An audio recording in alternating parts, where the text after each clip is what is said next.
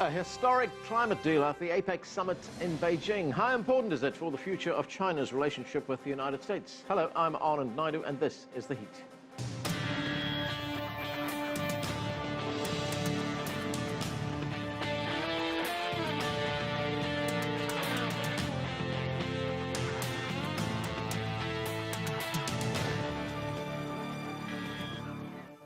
China's President Xi Jinping played host this week to other world leaders, including U.S. President Barack Obama and Russian President Vladimir Putin, at the APEC summit in Beijing. The big story was the announcement of a deal between China and the United States on climate.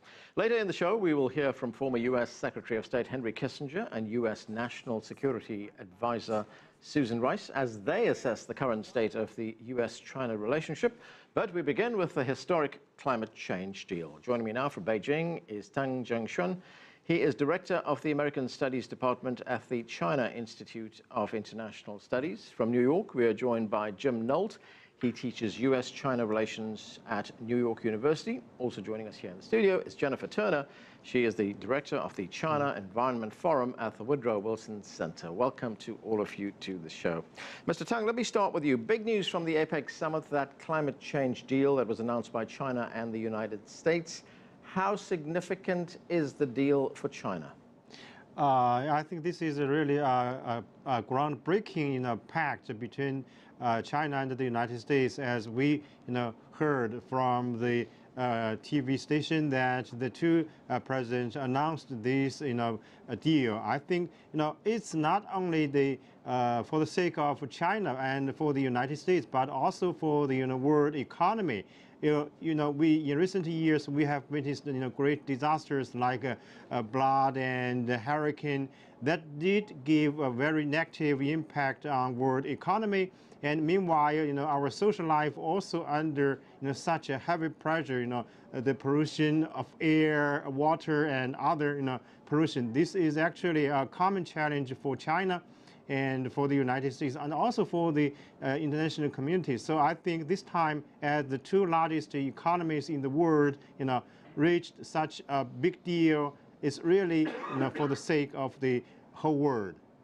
Jim Nolt, President Obama called the deal, and I'm quoting here, a major milestone in the U.S.-China relationship. What does it say about the current state of the U.S.-China relationship that both sides could conclude a deal like this? Well, I think it is a good indication that the relationship still remains strong and is moving forward. It's certainly the most important bilateral relationship in the world.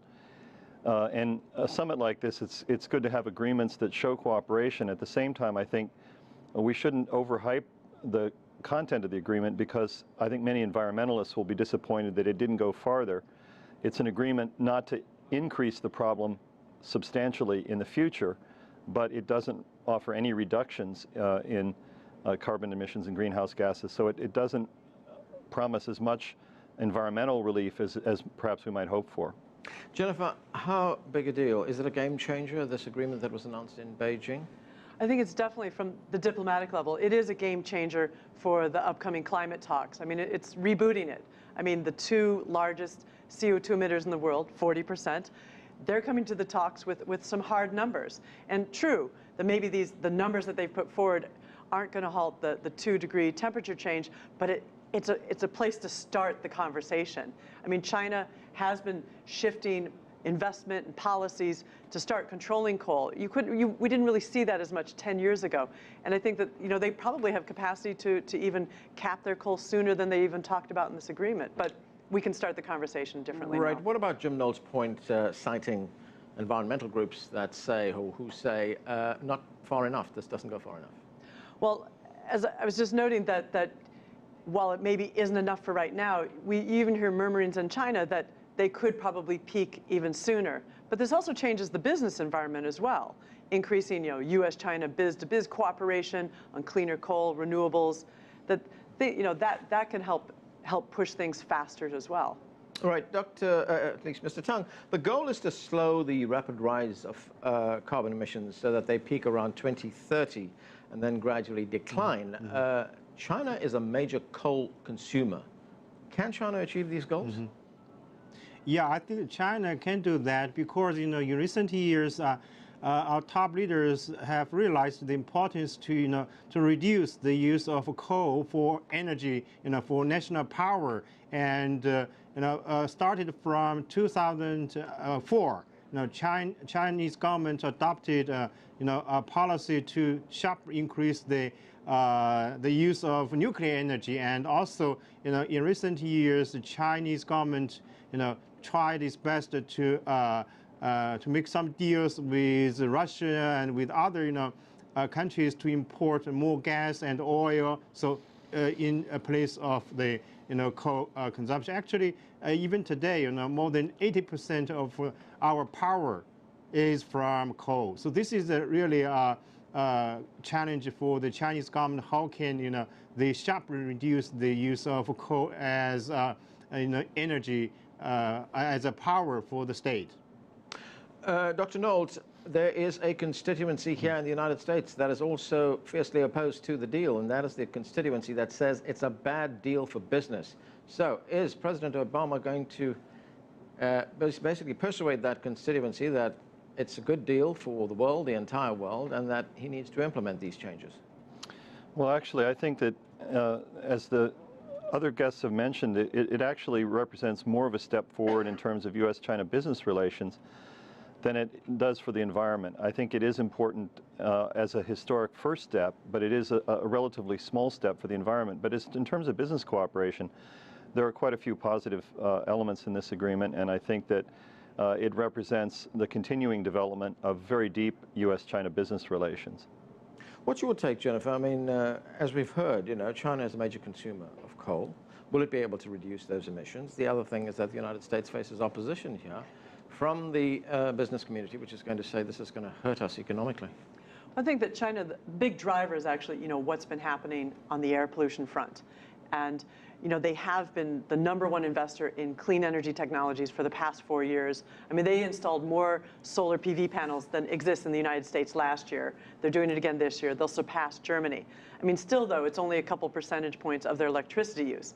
So it is kind of an uphill slog in some ways. But they're teed up, and I think getting ready for the fight, because they see that it's hurting their economy, not just in the long run. I mean, right now. I mean, studies that 1.2 million people die early every year from respiratory illnesses. I mean, the facts are in front of them. And the Chinese public is also increasingly unhappy. So they have a lot of motivation to act.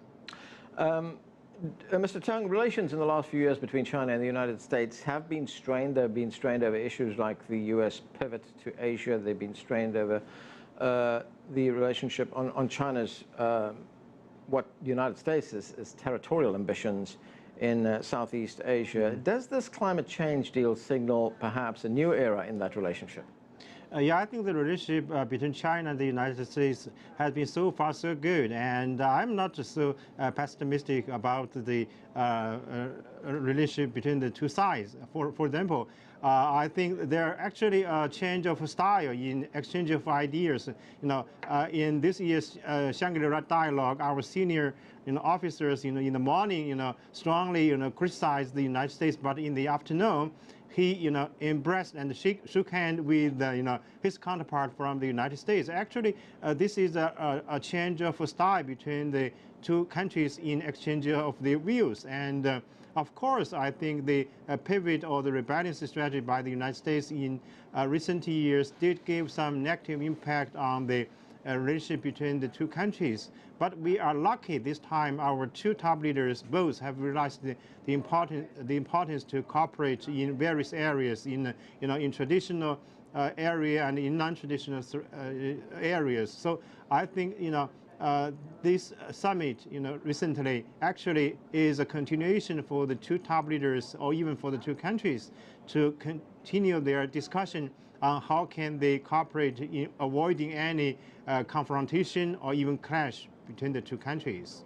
Dr. Nolt, do you agree that there are more areas, more issues that are common to these two countries, more goals that are common rather than differences?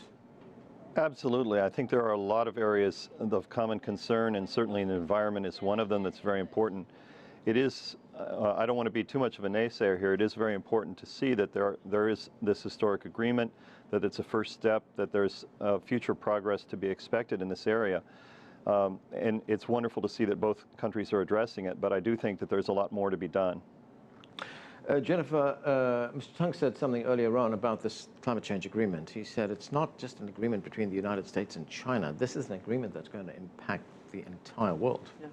No, definitely. And I mean, it changes the tone of the conversation. I mean, in the past, many countries, it doesn't sound good to say, but in some ways could almost hide behind China or say that, or point to China. Well, if China's not doing it, if the U.S. not doing it, we don't have to. And that excuse is gone. And you could have the discussions, well, maybe China's not going to do as much as they say, but there are numbers out there. And the different countries, Australia, India, Brazil, some countries that have to come to the table, I think there'll be some pressure. Not saying that China or U.S. is putting pressure directly on them, but simply through their actions. And it's very encouraging. And I think that this changes the conversation.